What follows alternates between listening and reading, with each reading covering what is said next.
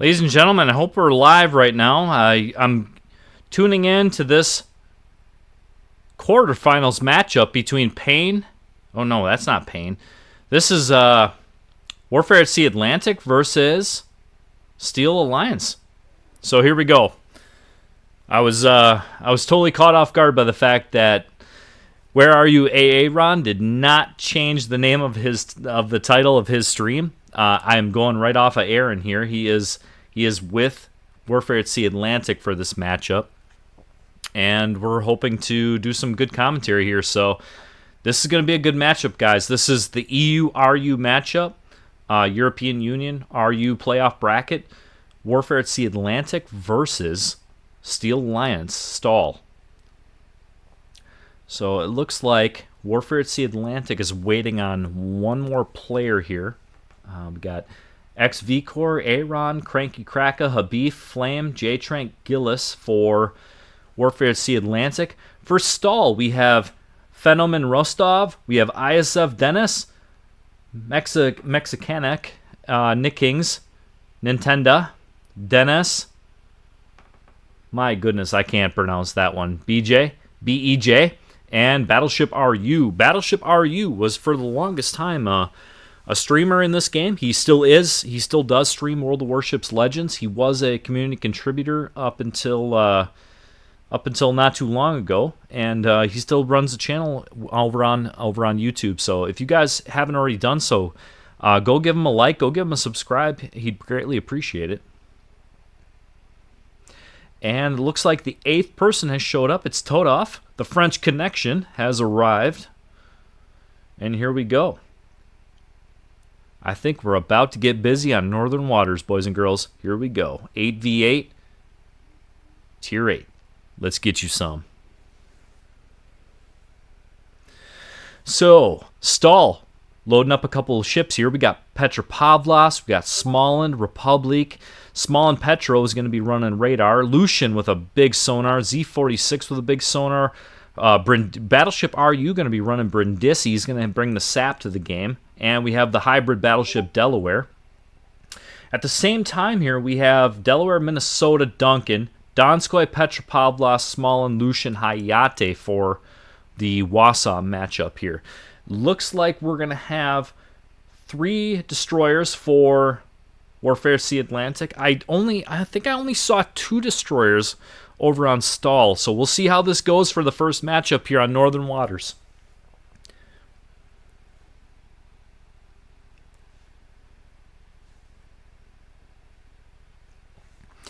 Good Lord, I hope I have some good audio in this one, because I am running solo commentary for this one, and this was a last-minute catch from the stream link here, getting it from Aaron. So, Where Are You Aaron is running. He is running his, I believe his Donskoy. So that's going to bring the 11.7 radar into this game. And guys, if you're wondering if I'm only streaming from the WASA standpoint, just remember that as a member of Warfare at Sea Atlantic, I am not allowed to have a secondary viewpoint on this. So I will not be streaming anything from STAL's vantage point or viewpoint, and that is totally okay by me. I totally understand how that goes. It's to try and keep fairness with this. Again, we are running a 4-minute delay on all this, and that's to try to keep things fair for everybody. But also, we want to try and keep this a very fun stream, and as well try and educate some people as they dive into the stream here. So give me 1 second. I'm going to try and bring up this stream on my cell phone just to make sure that I have everybody going. Just to make sure that I have everybody on the channel here, and that we're got good commentary going, and that everything's going all right. Guys, how's my audio? Is my audio good?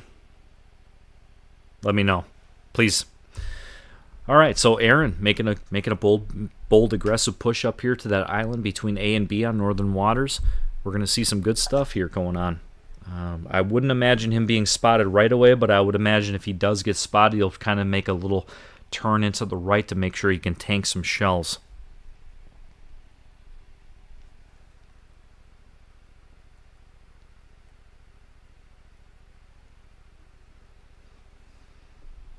All right, so it looks like STAL. Ooh, there's some good torpedoes coming there from STAL. They put those in a perfect spot. Aaron's gonna have to slow down. He's gonna hit a couple of these, and he does. He loses about half his health, but he's gonna use a repair party here, and then he's gonna be able to turn in a little bit, and then still keep his ship position where he can radar B. Again, STAL making an aggressive move on B cap early on. They're making an aggressive move on C cap as well. You got destroyers on both caps. Looks like Warfare at Sea Atlantic's going to try and counter by backing into those with their destroyers. And I wouldn't be surprised to see Aaron maybe pop a radar here in the next 10 to 15 seconds. I think he's going to do that just to give everybody a heads up of where that destroyer might be at on B cap, that STAL destroyer.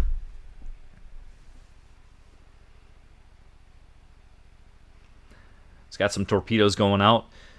You know, every once in a while, those random torpedoes, they'll catch something. So I think that's what Aaron's hoping for there. Oh, Patty coming in with a $20 super chat. Patty, thank you so much, brother.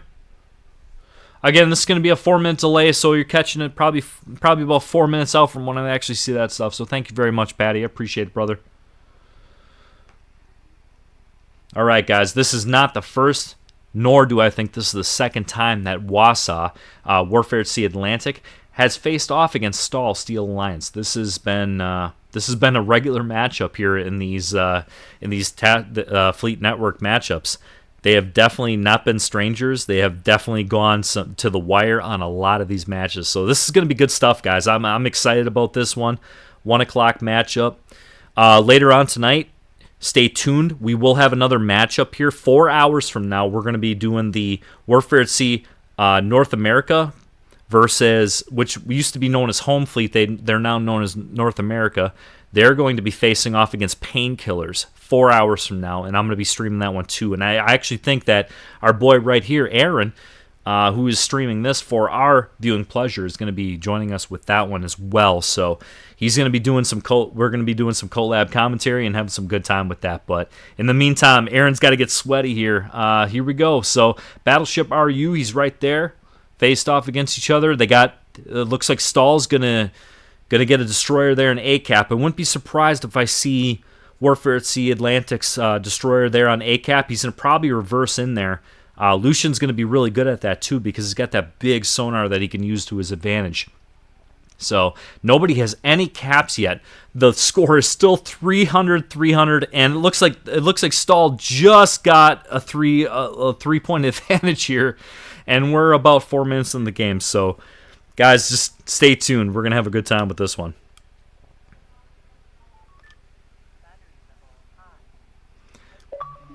Looks like STAL's Z46 just got spotted. Aaron's gonna take some pop shots here with his Donskoy. And I think he's going to be careful here. He doesn't want to go broadside to the Brindisi or the Dmitry Donskoy from the other team.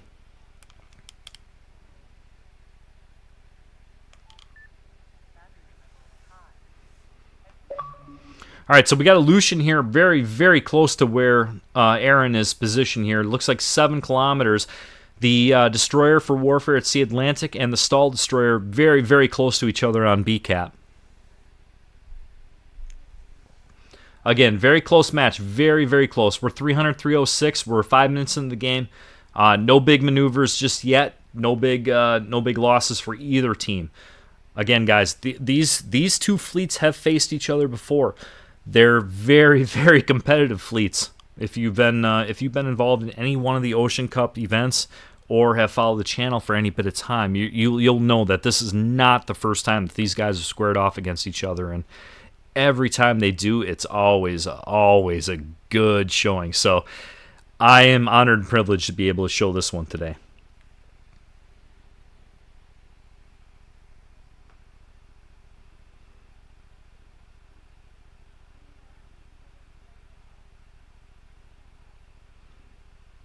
Okay, so it does look like Warfare at Sea Atlantic was able to cap A cap, and they do have the points swinging their way ever so slightly at this moment. Again, there's no ships gone from either side, and it looks like Battleship RU might be making an aggressive play towards A cap. We'll see how that works out.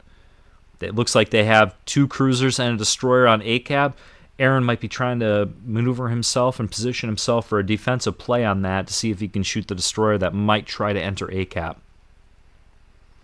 And it looks like there is a STAL destroyer that entered ACAP, so I wouldn't be surprised to see a radar as soon as he's got it back in about 20 seconds here.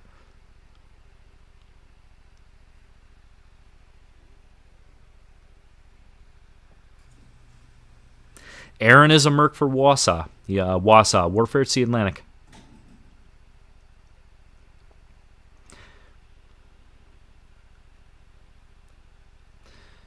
Okay, it looks like his radar reset a little bit because he was probably in his regen fulfillment from the destroyer that's located on BCAP. But with him pushing forward to try and get his ship in a better position, he does lose that. But again, in about 15 seconds, I won't be surprised to see him pop that radar and try to get that destroyer spotted. In the meantime, it looks like he's trying to take some blind fires on that destroyer to get him reset so that they can get ACAP back. In the meantime, the BCAP destroyer for Warfare at Sea Atlantic has taken B. So, and there we go. We do have a destroyer down for Warfare. For STAL for Steel Alliance, and it is now an 8v7 game. There's the radar from Aaron. And we do have Warfare at Sea Atlantic's destroyer doing a back down movement into A, so they're at least contesting it and maybe capturing that base back. Aaron's still got that radar up. Looks like it just went dead, but he got some good shots on that destroyer, make him push him off and get some damage on him too. That's a very good move. Again, that's what we kind of expected from Aaron at this point.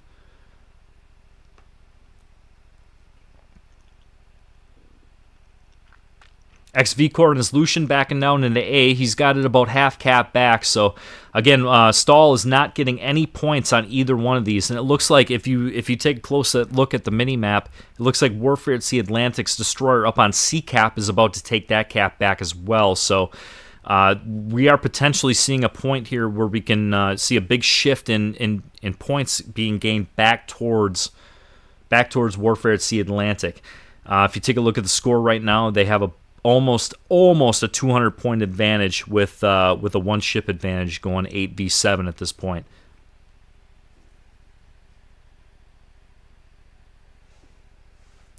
Oh, brother. Captain Murder. Dude, I miss you, brother. Yes, we have to catch up, my man. We certainly will. I can't wait to stream the Painkillers WASA match. I've been looking forward to it, dude. So, yeah, man, we got to catch up, brother. It's been a long time since I did the dive in the lake challenge and freeze my ass off by dumping my big white butt into some cold water and freezing my nuts off. So I miss you, brother. Hope you're doing well over there in Minnesota. Paid by Wargaming the Bully coming up with a $19.99 super chat. Have some drinks on me. I certainly will. At some point, I certainly will, but we'll hold off until the end of this match. Again, guys. Looks like Warfare at Sea Atlantic has actually gotten some of those caps back. It looks like they did capture C.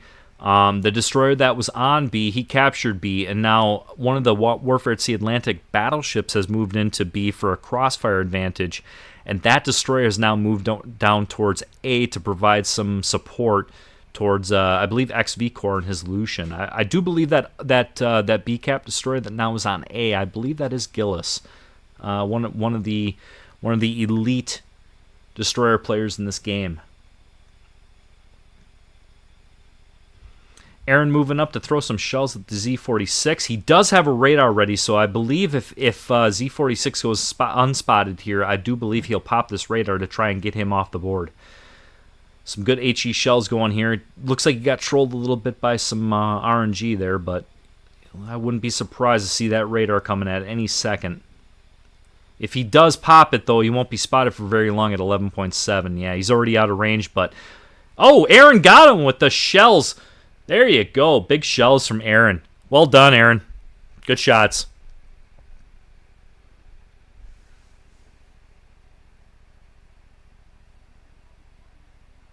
All right, again, guys, this is match number 1 against STAL, Warfare at Sea Atlantic versus STAL. This is match number 1. So at this point, it does look like Warfare at Sea Atlantic has a 3-cap advantage with a 8v6 matchup. It's going to be tough to come back from this at this point because we're looking at 3 minutes and 30 seconds left on the timer. If there is anything to be had, and the XV Corps just got a torpedo kill on the enemy. It looks like enemy cruiser. So that's going to be tough to come back. If that was a destroyer, my bad, but that's going to be tough to come back from. We're looking at 3 minutes to go. It's an 800 to 181 advantage, 600 points. STAL's going to have to make some crazy sacrifices to the voodoo gods to try and come back from this one on game 1. Now we see Battleship RU coming around here. I do believe Battleship RU is streaming from his end. I don't know if he shared that or not, but again, as a member of Warfare at Sea Atlantic, I'm not allowed to show that perspective. So if he is indeed streaming, you guys can definitely go over to his channel, give him a subscribe, give him some love. Battleship RU over on YouTube. Aaron throwing some good shells back at Brindisi, keeping Brindisi spotted, and not only that, but keeping them on fire with some HE shells. Aaron does still have that radar left, so if that last destroyer decides to make a play on anything, he'll be able to radar him with that 11.7 radar that the Dmitry Donskoy has. Looks like we have some torpedo planes coming, potentially from one of the hybrid battleships, which would be Delaware at this stage. Aaron's going to do a little reverse maneuver here. Does he overcorrect, or is he able to dodge him? Oh, he does get hit by that one torpedo, but no floods on it. 985, and there it is, 1,000, and game number 1 goes to Warfare at Sea Atlantic with having 3 caps, and it looked like about an 8v4, maybe 8v3 advantage right there as time expired. So GG Warfare at Sea Atlantic. Game 1 goes to you guys. Well done. GG's. You know, the one thing I did like though, Warfare at Sea Atlantic was definitely good about giving support, and it kind of negated the fact that STAL was trying to make a play at those caps, but the radars definitely kept STAL at bay, and they weren't able to capitalize on anything on those caps. So that's kind of how it goes. I mean, practice makes perfect, and Warfare at Sea, they do a lot of practice sessions. That's what they do best. They demand it from their players, and I know it because I've been a part of it. So here we go. They're loading up game 2 already. They're wasting no time. It'll be land of fire, ladies and gentlemen, land of fire.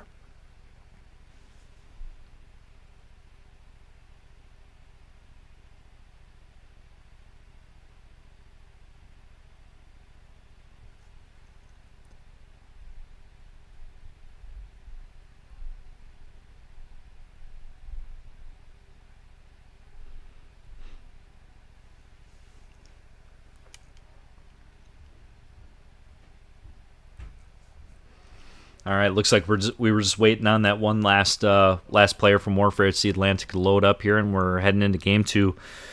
Holy shit, guys. 85 people watching this matchup. Guys, hit the thumbs up button. Dev strike that subscribe button if you already haven't done so. Please enter the chat. I'll try to keep up with you guys the best I can. Just understand that I have a 4-minute delay that I'm mandated to do by the Fleet Network, so here we go. And again, because of the fact that I'm a member of Warfare at Sea Atlantic, you're not going to see any kind of stream link or stream delay or anything, stream perspective from STAL. That's just out of fairness for those guys, and we'll keep it as level as we can. Again, I try to keep this as middle of the road as I can. Obviously, I'm excited for my boys on Warfare at Sea Atlantic, but I will try to keep this as middle of the road as I possibly can, and make sure that I can provide the best kind of commentary that I possibly can. Again, I'm running solo for this one. Last night we had Blaymeister with us for the Wasp versus Task Force Kraken matchup. What a great time!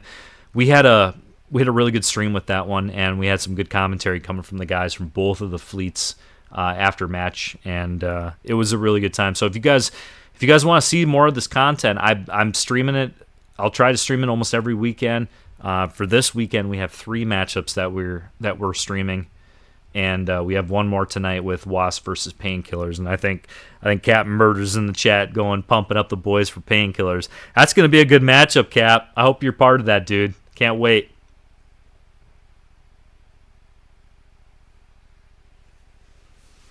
Yeah, Aaron is playing for Warfare at Sea Atlantic. He's a mercenary for Warfare at Sea Atlantic. So I couldn't tell you what the official rules are when it comes to mercenaries, but I do know that they're declared before the start of the Ocean Cups, and each fleet is allowed to have, I believe, 1 or 2 at any moment that they could sub in. So again, it's declared. It's not like some unfair, weird kind of thing, okay? And again, my hat's off to Aaron. Dude, that dude's a fucking crazy cruiser player, and I love him to death. He knows it. Jeez, Jank, why don't you just have a hard-on for him? Trust me, I do. Major hard-on. Am I allowed to say that? If I'm not allowed to say that, sue me.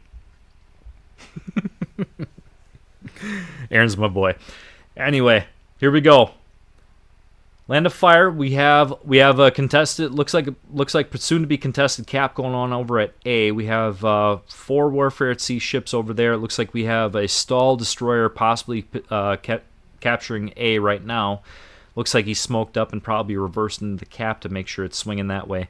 At the same time, if you look at B cap, we do have a Warfare at Sea Atlantic destroyer there. Looks like he just got reset on him, potentially a blind fire because he is not spotting anybody that's shooting at him.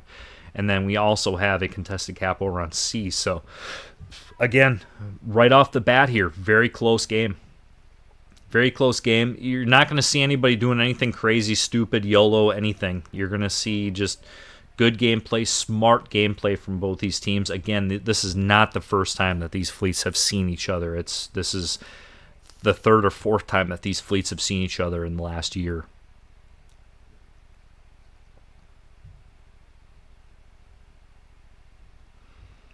All right, I see Aaron here's potentially going to push out here to get some shots at Night Kings in his Petropavlovsk. I know Aaron's in a bad position here being broadside, but Night Kings is potentially in a really bad position because he's going to have about 3 or 4 ships from Warfare at Sea Atlantic hitting him with HE until he reverses out of range to the point where he's not spotted.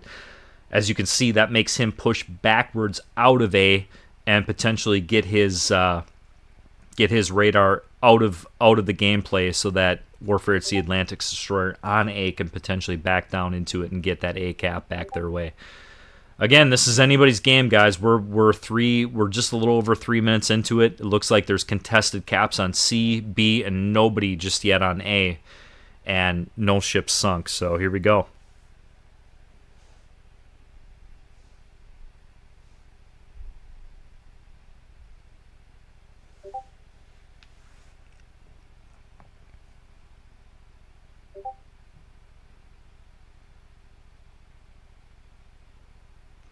Now, Aaron is spotted here, which makes me believe that there may be a secondary destroyer, either that or the destroyer for, there it is right there. The destroyer that was on A cap for STAL has actually backed up to the point where he was able to spot Aaron for a brief second, but that radar definitely pushed him back, and now Aaron gets free reign for the next 10, 15 seconds to be able to throw some HE downrange and hopefully get some fires started for his team.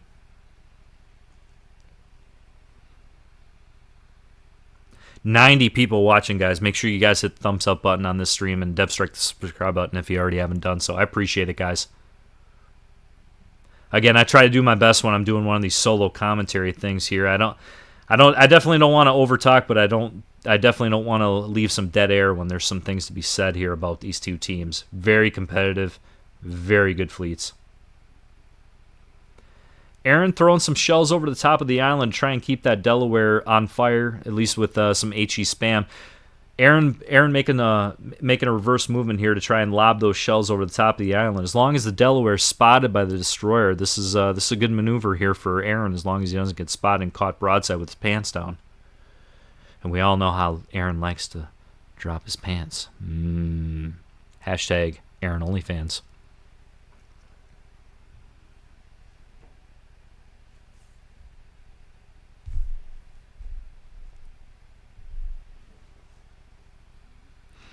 Thanks, Eclipse. I will try to make sure that I do the best I can to keep the stream running. It is going to be up to you guys to let me know. I am watching the stream, but it's going to be up to you guys to let me know if there's anything audio related. Unfortunately, I am mandated by the Fleet Network to run a 4-minute delay on audio and visuals, so you guys are hearing me 4 minutes in the past, so not much I can do about that.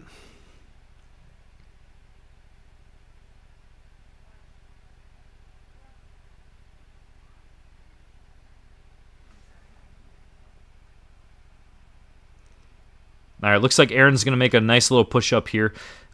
He does close the gap on those Delaware torpedoes, so none of them were able to arm. He ends up shattering one of those torpedoes against his hull, no damage, and then the other ones he's able to avoid.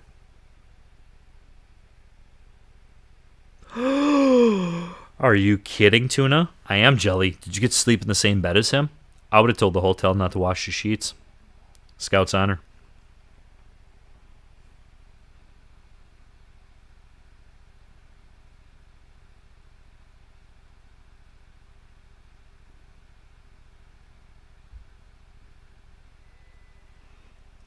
No, Aaron did not leave his fleet. He is a member of OTE-1. He like a member. When I say member, he is the fleet commander. He is, however, mandated by the Fleet Network rules that he is allowed to be, as long as he was disclosed in advance, he's allowed to be a mercenary for whatever fleet that's willing to accept him. And actually, Warfare at Sea was all about accepting him into the fleet as a mercenary. So that's why he is able to be here right now and compete for Warfare at Sea Atlantic. If anybody had questions about that, I'm not saying they did, I'm not saying they didn't, I'm not saying there's foul play, anything like that. That's just the way the rules are, and I'll try to do the best I can to advocate for those rules.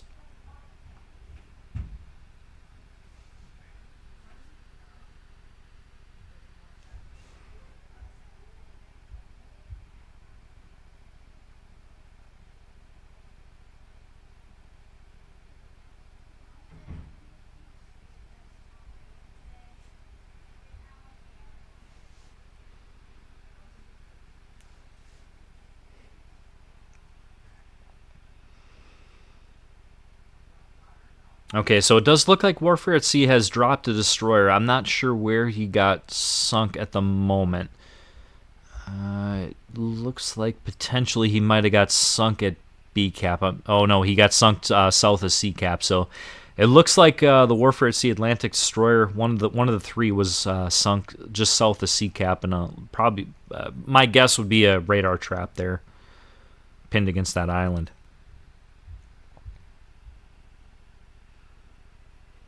Warfare at Sea Atlantic, though, does have 2 caps to 1, so it's 2-to-1 caps.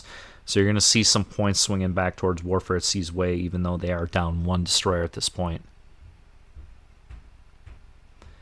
Oh, be careful, Aaron. Be careful, Aaron. Be careful, Aaron. That nose is penetrable.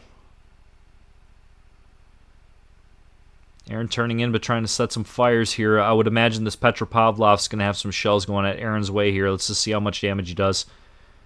Yeah, he gets about 4,500 worth of penetration damage there, so that's about what you'd expect. Again, guys, these are cruisers. They're going to get, at an angle, they're going to get hit by other shells. Good maneuver there for Aaron, though, to get on A-cap, stay there, and then use his bow to his advantage, and as well as his radar and sonar capabilities.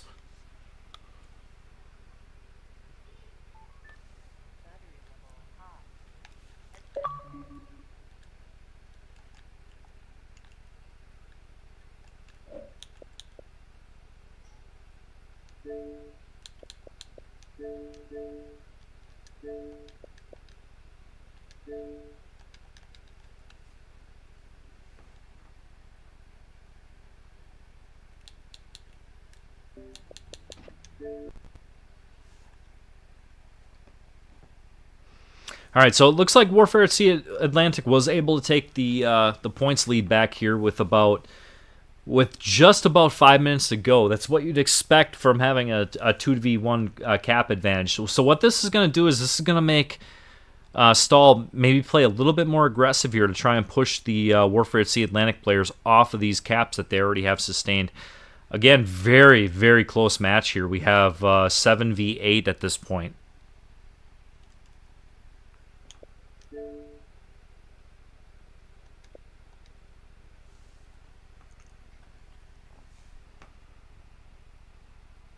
And a very low health Lucian there. It looks like Aaron's using his radar to try and help out the team to have him spotted so that they can get some shells on him.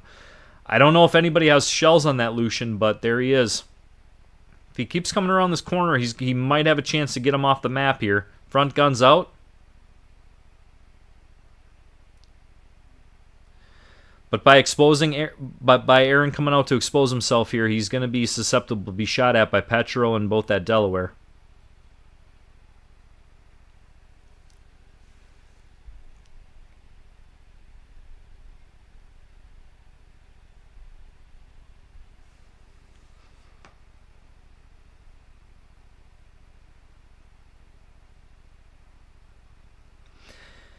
And it looks like STAL has just entered B cap, so we got some contested. We got a contested cap in the mid here, so we're not going to see any more points gained for Warfare at Sea Atlantic. But it is an even matchup at this point. They have a 7v7. They were able to get one of the destroyers out of the game.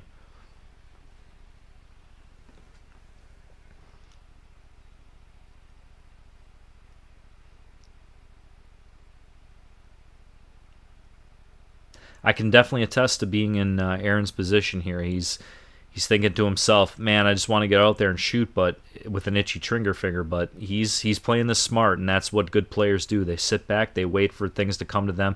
And in the meantime, we have Gillis and his small and has just taken care of one of the STAL's destroyers.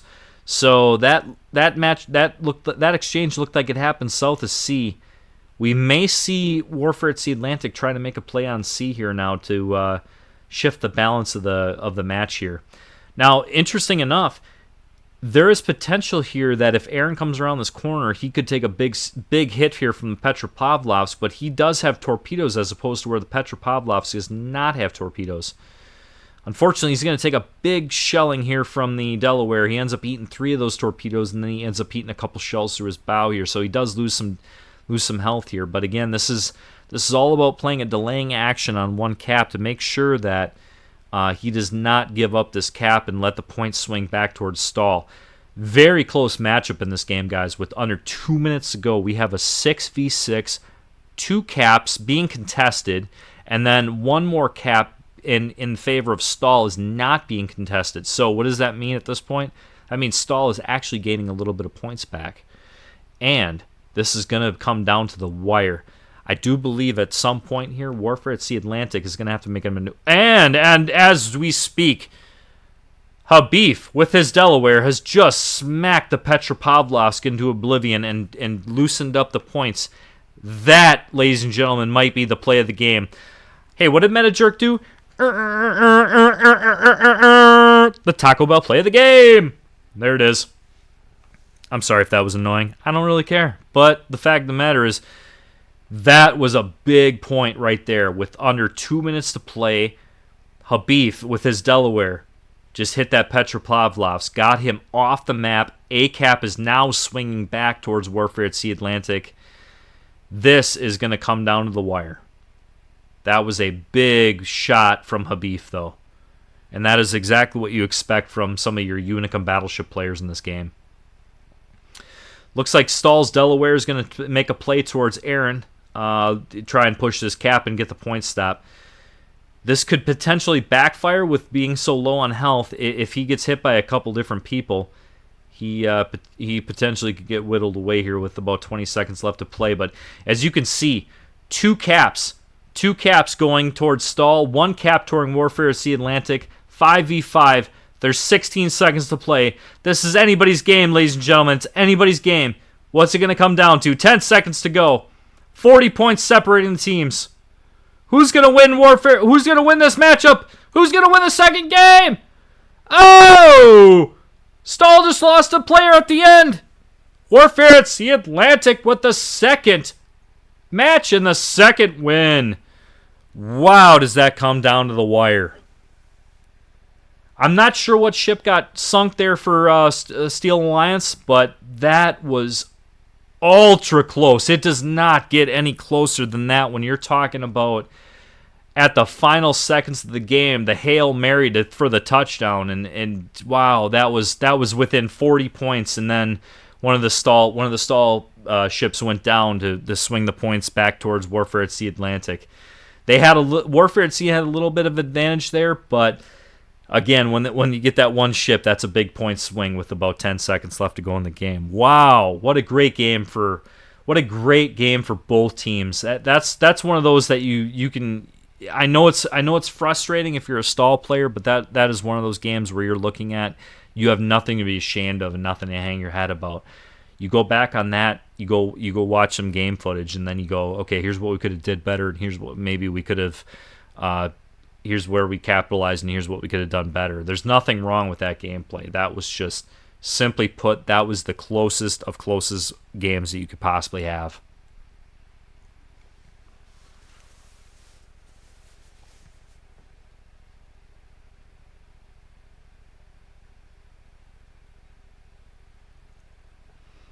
Doesn't look like here for Game 3 going into Crash Zone. Doesn't look like we're seeing any kind of major changes from either of the teams here. We're seeing Lucian, Z46, Donskoy, Petropavlovsk. We're seeing Delaware for both teams.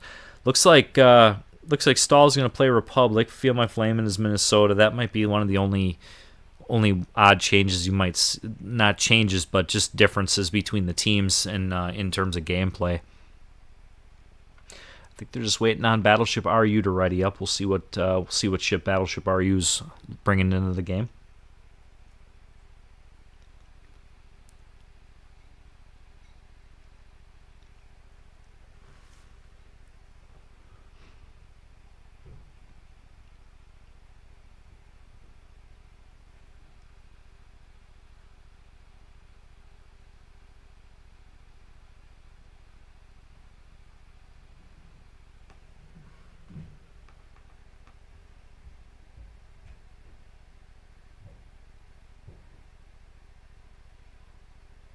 Okay, Battleship RU readying up in Brindisi, so here we go. Crash Zone, Game 3.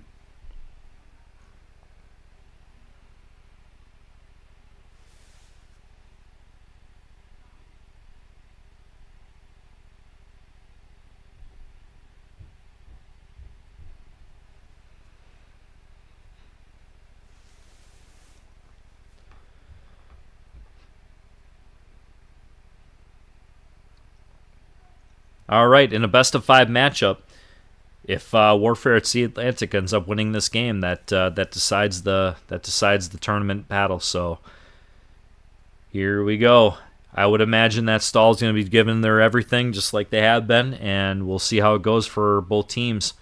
So we have Aaron spawning on midpoint here with his Donskoy. It looks like there's a short spawn over on ACAP for Warfare at Sea Atlantic with Destroyer Battleship down that way. And to the north side of the map on CCAP, Destroyer Battleship Cruiser.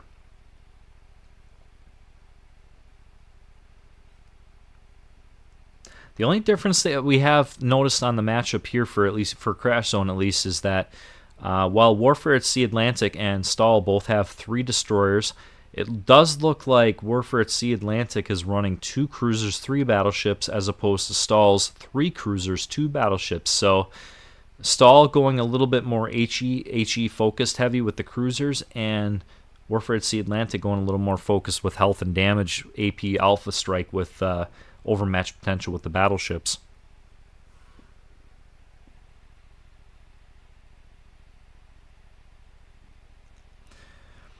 Tuna Man, you think I'm naked right now, and that's why we have no camera? You have no idea.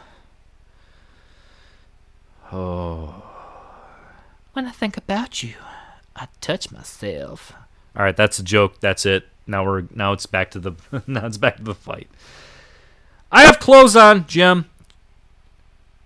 And I have clothes on, Tuna. Don't you worry. Don't you worry.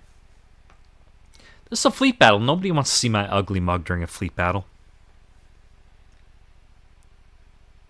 Man, that was a good finish, though, Eclipse. You're absolutely right. Andrew, you betcha, brother. That was a GG for Warfare at Sea Atlantic on that last one. All right, here we go. So Aaron pushing over with his Donskoy. I think he's going to try and shift over here so that he can get a radar on ACAP, and he is able to successfully do so without being detected and taking any damage from the STAL team. At the same time, it looks like there may be potential that Warfare at Sea Atlantic may potentially try and push BCAP with 2 destroyers for the advantage.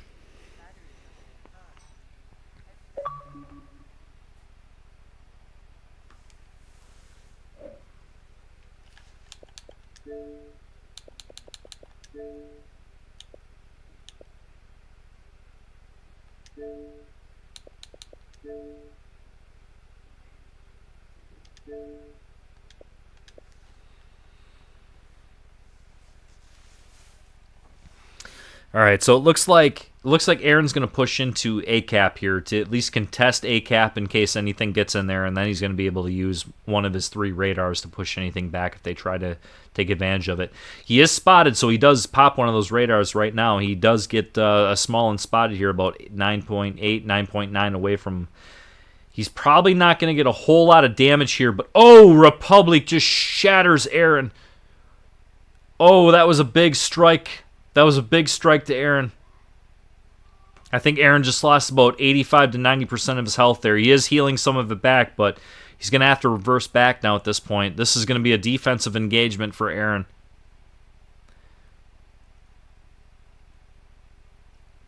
Oh, and he does get lit on fire by the destroyer that's sitting over off of A. So there's 2 destroyers off of A for STAL, and he does get lit on fire by one of them.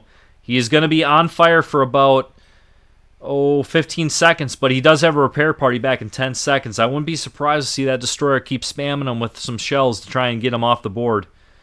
Aaron making a quick maneuver back into the island. Pro move there.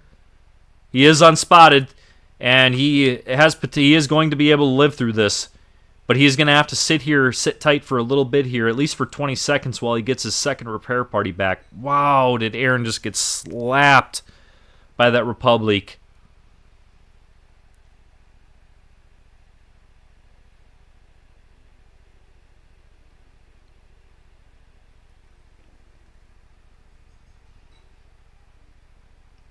In the meantime, Todoff is able to take down STAL's Z46 on BCAP. That was something we highlighted maybe about a minute ago with the 2 destroyer advantage going into B and allowing A to just go stagnant.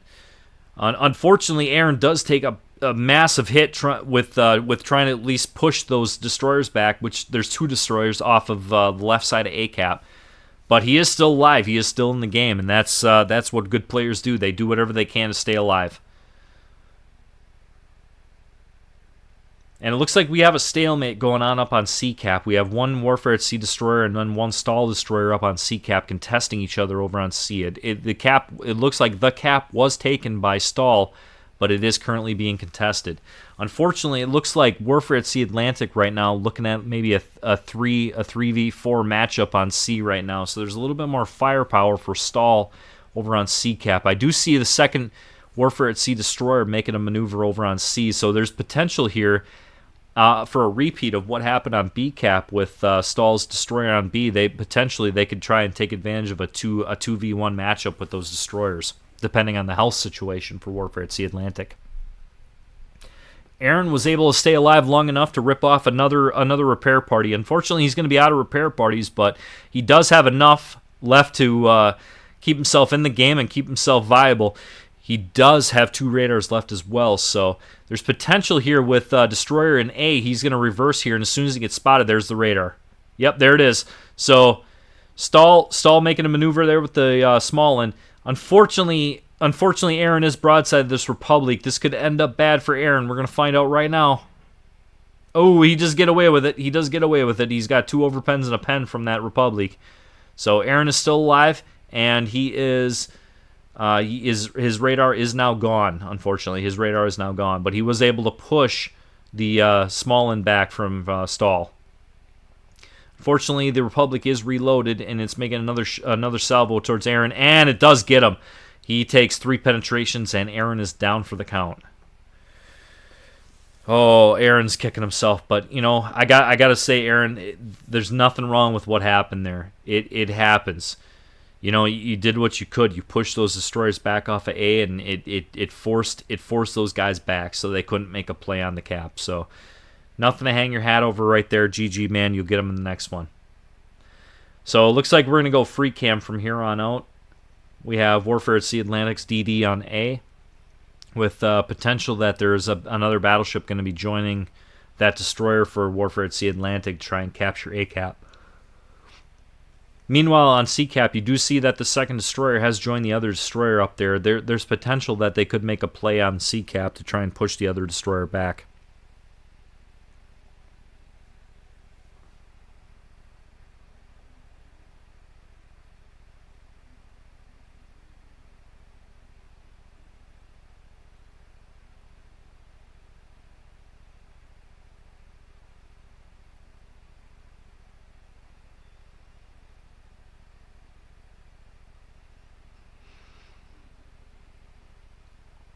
So it looks like XV Core and his Lucian are on A right now. They're potentially going to take A cap and be able to swing the points their way.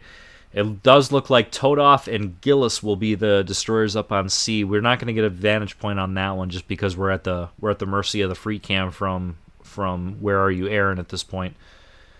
Again, a very close matchup here. We're looking at 7v7. B cap is now contested. A cap has swung towards Warfare at Sea Atlantic, and also C cap is contested. So again, this is a very close matchup. And we are under 7 minutes to play at this point. So 8 minutes in, we're under 7 minutes to play. This is the kind of matchup that you look for when you're talking about the Ocean Cup, the Fleet Network, and the Winter Cup coming up here. These are just the close matchups that you see from very good fleets, very competitive, and fleets that have played a lot of time with not only with each other in standard matches and in divisions, but also in practice sessions. You can see that a lot of these map positionings, that's practice. You can't coach that part of it. That's just stuff that you have to put in the time and effort for to make the difference. So here we go. It looks like Warfare at Sea Atlantic has swung 2 of these caps at this point, and they are getting the points advantage swung back their way. They do have a lead by about 30 points at this point, but we're looking at just under 6 minutes to go, and it's still anybody's game. It's a 7v7 here. Game 3 of this matchup between Warfare at Sea Atlantic, WASA, versus Steel Alliance, STAL. And I do have word that no matter what happens here, it looks like Habif and potentially J-Trank will be entering the party with us for a little bit of talk and maybe some Q&As from everybody, including myself, yours truly, Economics. So we'll stay tuned for that after the matchup here between these two fleets.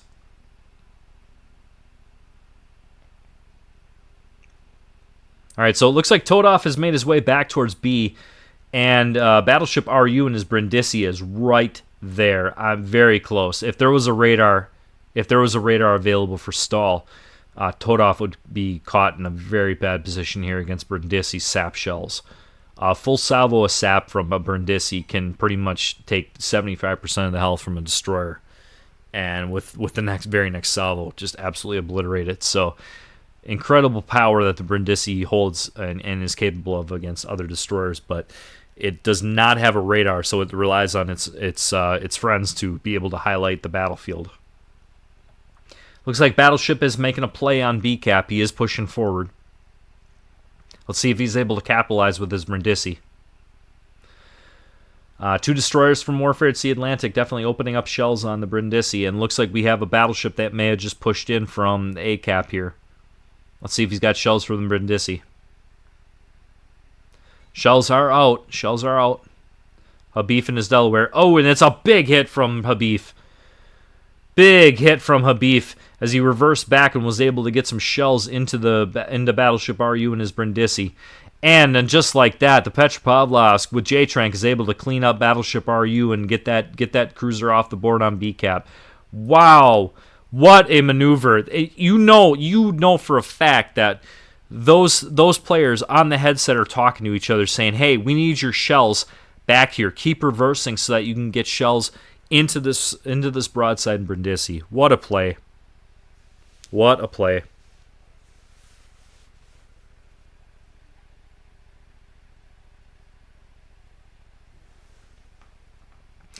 And it looks like the Naz and his Donskoy, he's very low on health too. It looks like he's getting spammed by a lot of different people on the map. He's going to have about 5,000 health left, so there is potential he could be the next one to go down. A flank, C flank, definitely going. The point swing definitely going in Warfare at Sea Atlantic's advantage, and then it looks like the destroyer on B cap. It looks like Todoff on that one is swinging that cap back as well.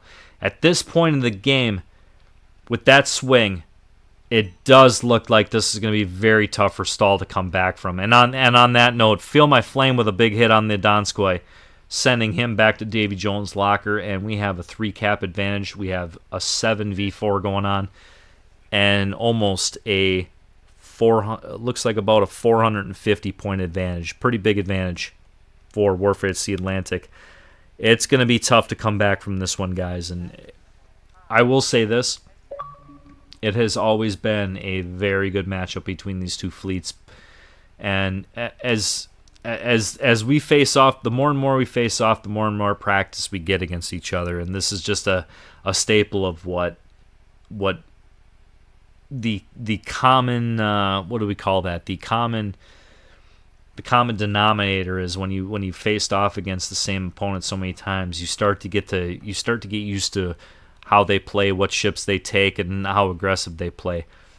Looks like you're seeing J-Trank here back off against STAL's Lucian. Rostov just got hit pretty hard here. He's low on health, and it looks like secondaries from Petropavlov's J-Trank just took care of that.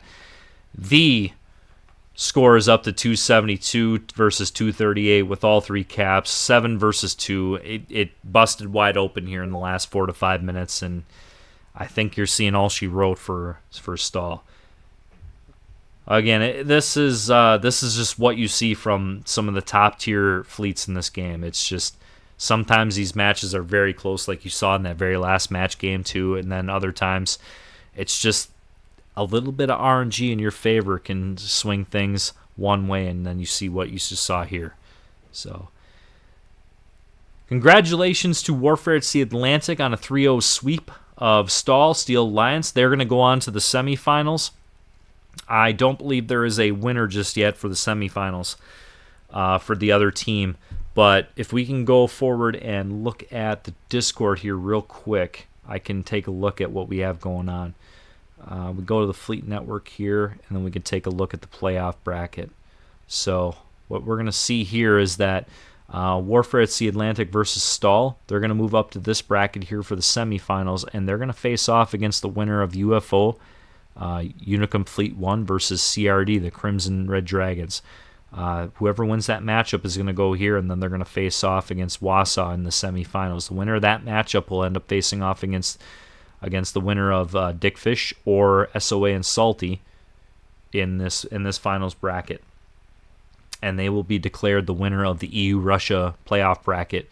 And the winner of the EU-Russia playoff bracket will go down to play off against the North America-South America bracket down here for the overall finals victory in Ocean Cup 4.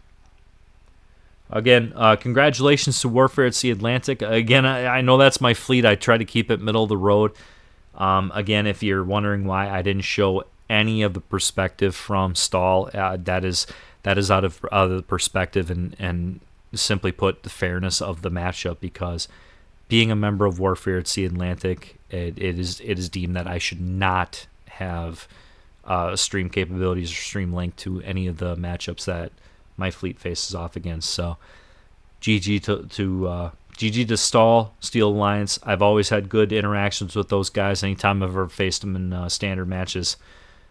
God dang, those guys are tough to play against, but Warfare at Sea Atlantic in this one able to take a 3-0 sweep victory, and they're moving on to the semifinals against the winner of UFO and CRD Crimson Dragons, Unicum Fleet 1. All right, I do believe that Habif, potentially J-Trank, might join us. Let's see if I can get those guys on the headset.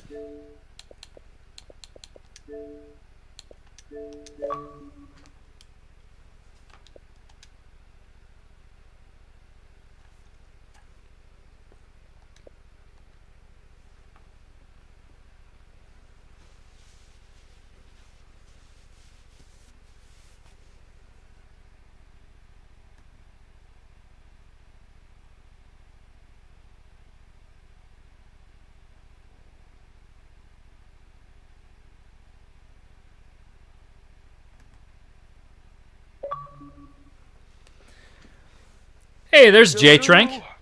Howdy ho! What, bro? Congratulations, brother.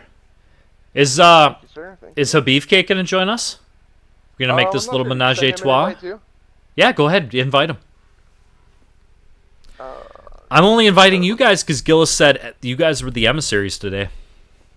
Okay. Um,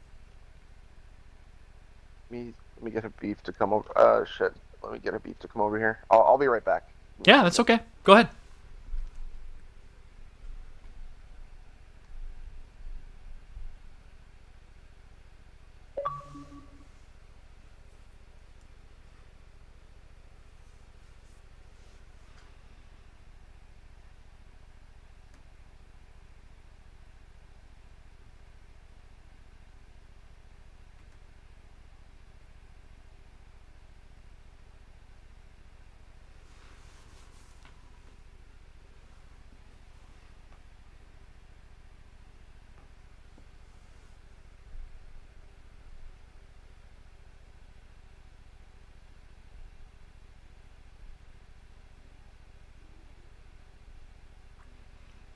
Hey, what's up, Hivehound? Hive, I hope you're feeling better, brother. I know you were feeling sick as shit, man, and I hope you're feeling a lot better than what you were the other day, dude. Much love. Get better. Get some chicken noodle soup in you, man.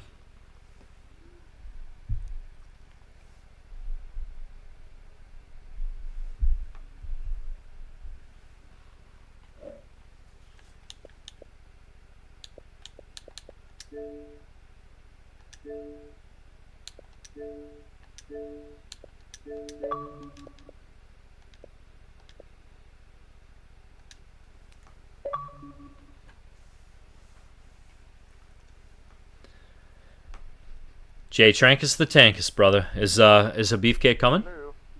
Yeah, yeah. Let me send him a Okay. party invite. Boy, I gotta tell you, I feel like I did a lot of talking during those games. I got a horrible case of dry mouth. I'm parched. I need a drink. Oh, yeah. Those were pretty. Those were pretty exciting games. Like the No, it was. It score, was the good score, stuff. the score didn't show how close some of those games were. Like they played really well. They were definitely in top form for that matchup. Game two was fantastic. That was Yeah, it was fantastic. good. Game two was fantastic. There's the man of the hour. A beefcake. Hola! The man of the hour on game two, right there, dude, with that big shot on the Petro. Dude, I was damn. I try to keep this thing middle of the road, and you boys know it, but I was like, when you hit that shot on the Petro with about 10 seconds to go, I was like, damn, he ripped it open. Yeah, that at the end, yeah, it was. I don't know, man. Like I know that streaming it's complicated for people watching, but the most important thing is what you communicate within game. Like I saw the I was looking at the end of your stream when you were saying that these guys are probably communicating, and that's 100% true. Like that DC got radar, Cranky have shots, I have shots, so we try to make a sandwich out of him, and that's just pure comms. Because you literally said it. It kind of worked out. Like GG's to them. Yeah, GG's to them. Habifcake, game two. That shot with 10 seconds to go on that Petro. Talk me through that.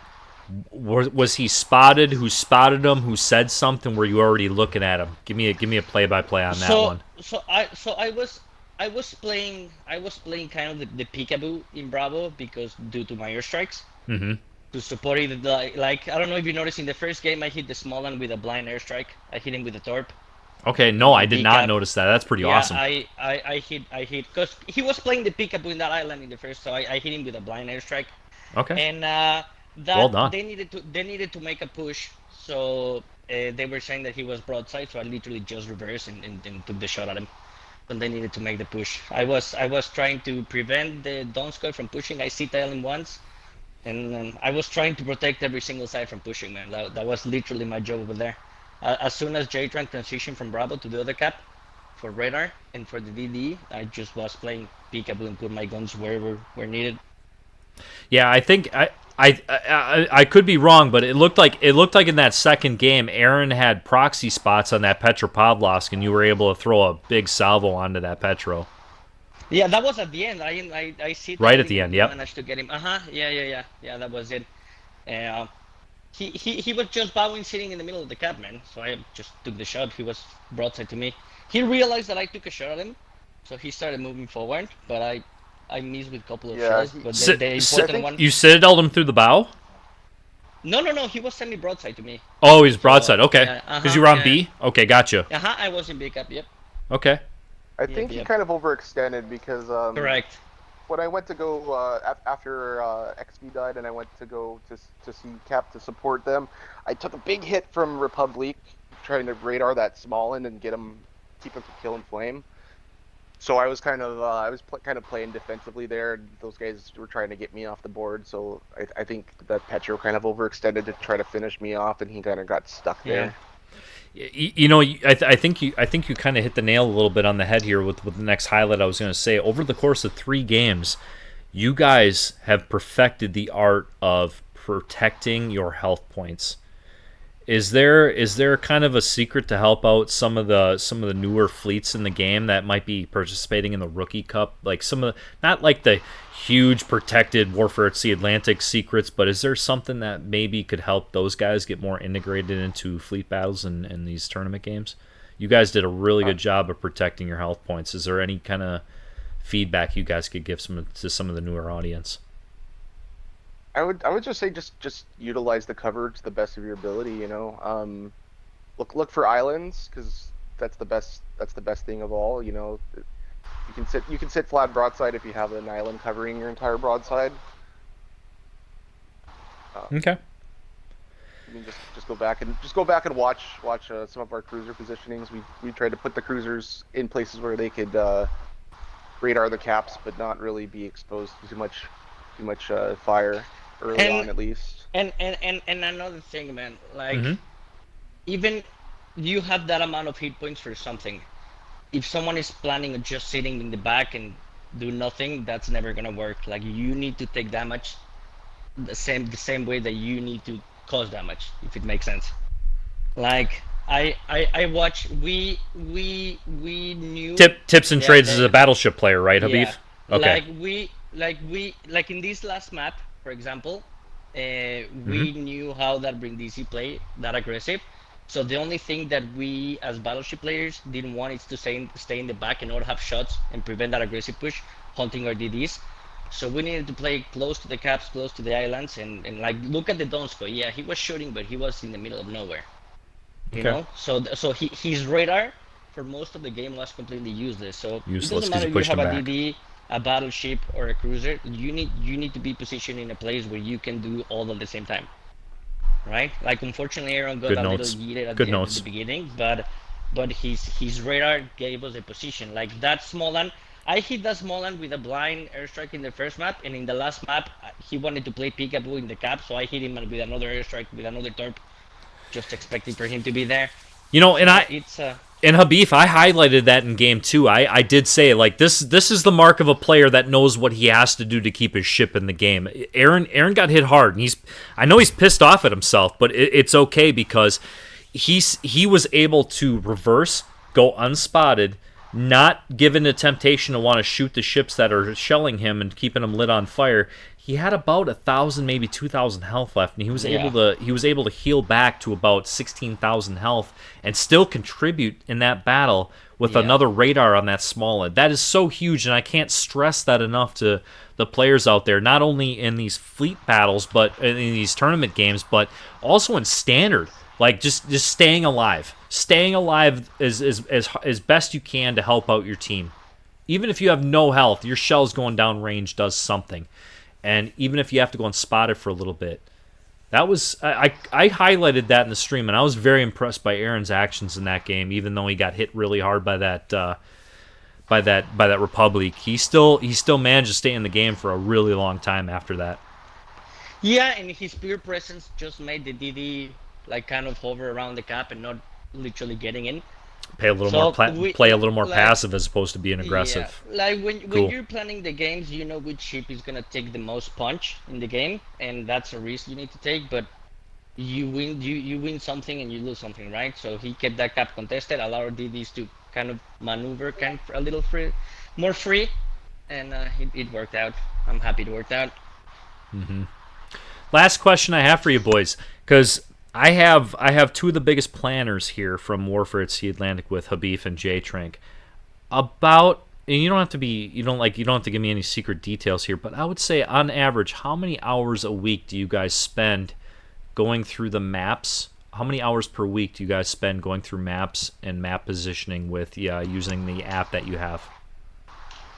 Wouldn't say it's hours per week. I'd say it's like it. We have when a new batch of maps comes out, because we play the same maps for like at least like 3 or 4 games. Mm-hmm. When a new batch of maps comes out, I'd say we spend probably on average like what do you think it'd be, like 30 to 45 minutes per map?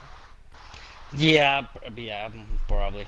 I would say Per 30 map, to though. 45 minutes Okay. per map, and then we come up with a kind of initial plan, and then with practices and scrimmages and things like that, and even over the course of the games, we kind of fine tune it to go week after week, game after game, just little things here and there to just kind of tweak it and as close to perfecting it as we can. Right, and the reason I asked that question is I know we have a lot of people that are going to be interested in wanting to do these Fleet Cup battles. I'm trying to stress that you can't just throw together 8 people and expect to play as well as what you guys did today. Yeah, you for have sure. you have to play together, practice together, scrim Right. against your friends, and just set up battles in the training rooms.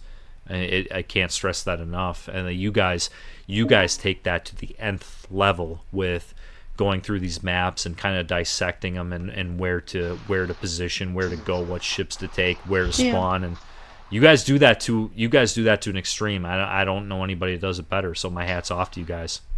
So, Thank you. at the end, it's like everyone, right? It's try and error.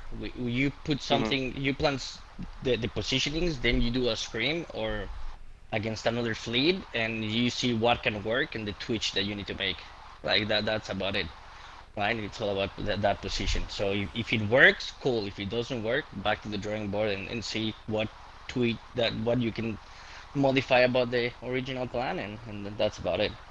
Yeah, that's I an think. important point too. Don't just Yeah. come up with one plan. Come up with a couple different ideas that you think are good, and you want to kind of, by process of elimination, just try a couple different things out, see how each one feels, see which But one feels the best, and then kind yeah. of go from there. But Cool. that's a tricky one, because we at the end we don't know which spawn you're gonna get.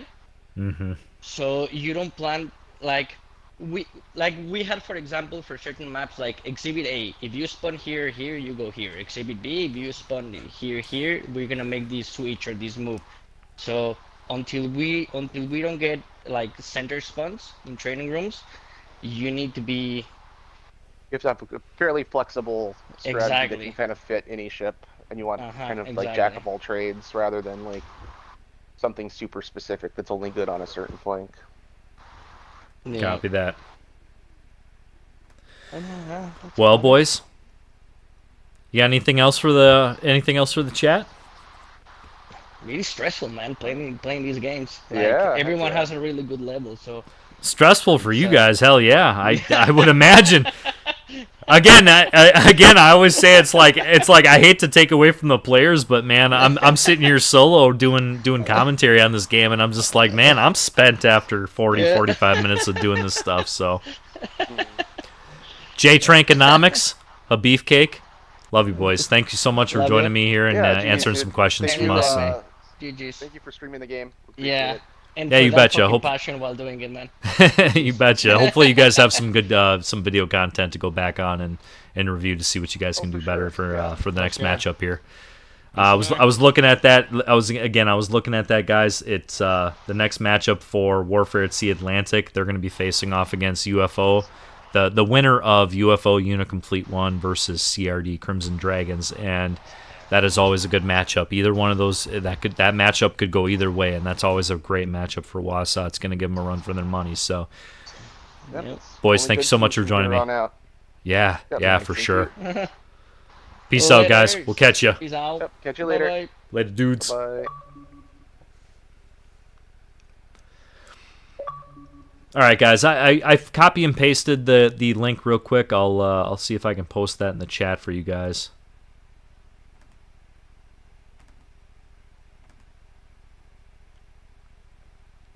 If you guys are interested in wanting to get involved in the Fleet Network, there's the link to their Discord. The Fleet Network, again, you know, I had Blademeister with me yesterday, and I had a great time with Blade, and I think he had a great time too, because that was the first time he got to do some commentary, and he was even thinking about how to bring the chickens on board to do some fleet battles and some competition tournament games with those guys. So with the Fleet Network. So again, they have the Rookie Cup coming up next year. I believe it's starting in March. So if you have not been involved in Ocean Cup 4 and you're not involved in Winter Cup, that is going to be the opportunity for brand new fleets to square off against other brand new fleets. The fleets that you just saw today, like STAL, like WASA, like last night, like WASP, Task Force Kraken, you're not going to see those guys. Don't worry about that. You're not going to get steamrolled or anything like that because they're not allowed to be in it.